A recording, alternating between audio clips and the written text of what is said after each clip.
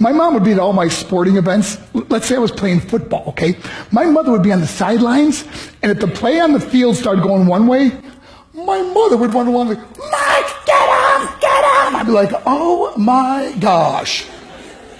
I'd get in the huddle with the other guys. They go, Mark, is that your mother? I go, no, I never saw her before in my life. See, the greatest gift my mother ever gave me, she believed in me. I have overdosed on drugs on 3 occasions where I should have been dead. But I believe I was kept here for a reason. You show me your friends, I will show you your future. How do I know this? I hung out with losers, and I became the biggest loser of them all because I gave up everything I dreamt about as a little boy because of who I chose to surround myself with.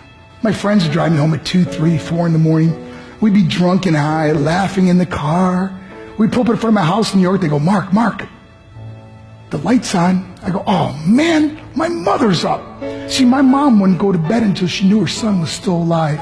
I'd walk in, she'd say, hi Mark, how was your night? I go, it's good, Mom, I'm just gonna go to bed. She goes, can I talk to you for a minute? I go, Mom, I'm tired, I'm just gonna go to bed. She goes, Mark, I haven't seen you all day and all night. Can I please talk to you? I said, man, just leave me alone. You bug me. I'd slam my bedroom door on the one person who believed in me.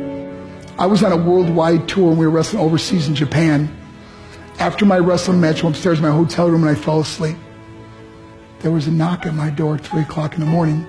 I got out of bed, I looked through the safety window and I could see it was a Japanese promoter.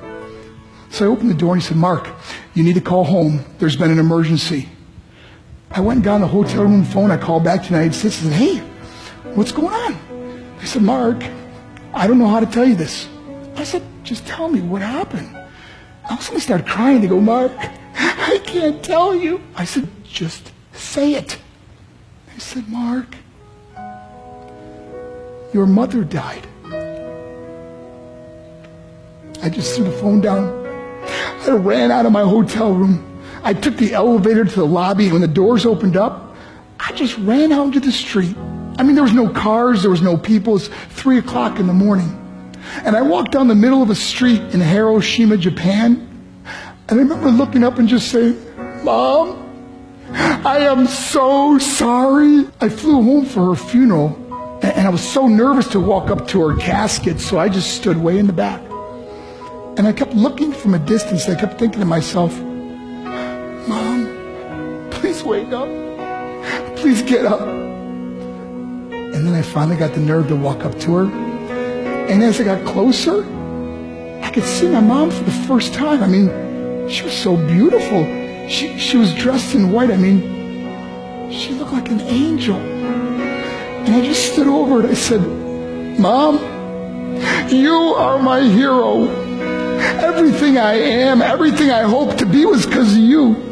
You loved me so much. You gave me a life. You're the only one that ever believed in me. How did I repay her? By getting drunk? By getting high? By getting stupid? By hanging out with losers? For what?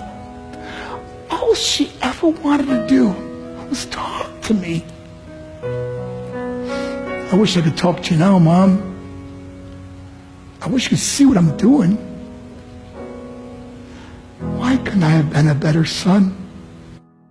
We are defined by our choices.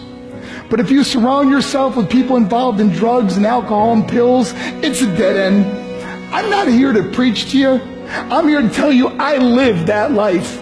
It leads to broken hearts, broken relationships, broken dreams, and death.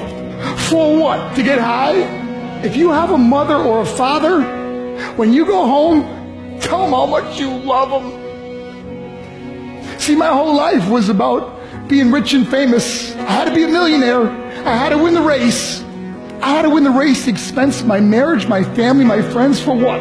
To be all alone in the world? I learned what is truly important, and that is how precious this gift of life is, and our families, and how quickly it can be taken away.